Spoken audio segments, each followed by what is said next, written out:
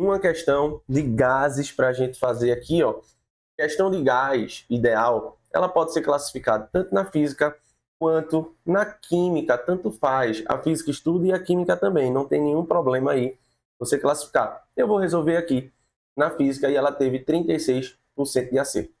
Uma coisa que eu queria que você já fosse colocando na cabeça aí é o seguinte: as variáveis de um gás ideal, eu vou ter pressão, temperatura e volume. Quando um gás sofre uma transformação, essas três variáveis elas podem mudar.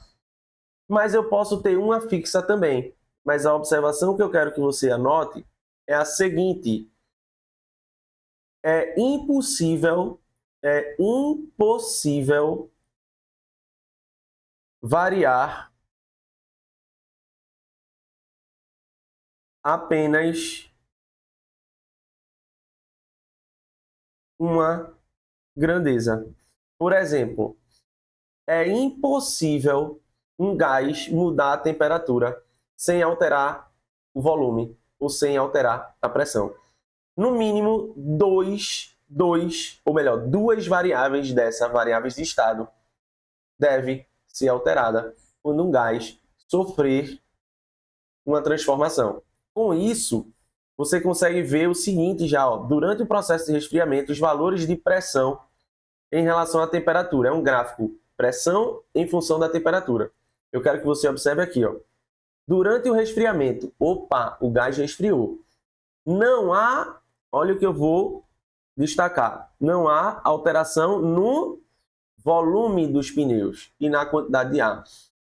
Então, o que eu estou dizendo? Volume não muda. Então, obrigatoriamente, pressão mudando, temperatura tem que mudar. Só com essa informação, você já corta a letra A. Porque no início, olha o que ele fala. Pressão continua constante, temperatura muda. Não, se eu já disse que o volume não muda, não pode ser.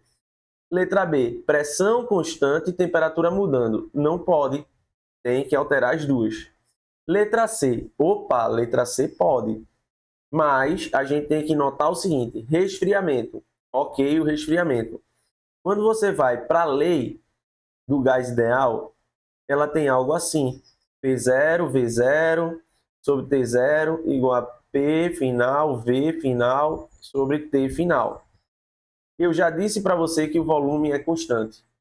Então, pressão é diretamente proporcional à temperatura. Então, se eu disse que tem um resfriamento, significa dizer que a pressão vai diminuir. Nesse caso, ó, a pressão está aumentando. Então, a letra C não pode ser a nossa resposta. Letra D de dado. A temperatura está diminuindo. Beleza, olha a setinha apontando no sentido. Mas, nesse caso, a pressão está aumentando. Então, eu já corto. Por eliminação, sobrou a letra E, que é exatamente a nossa resposta.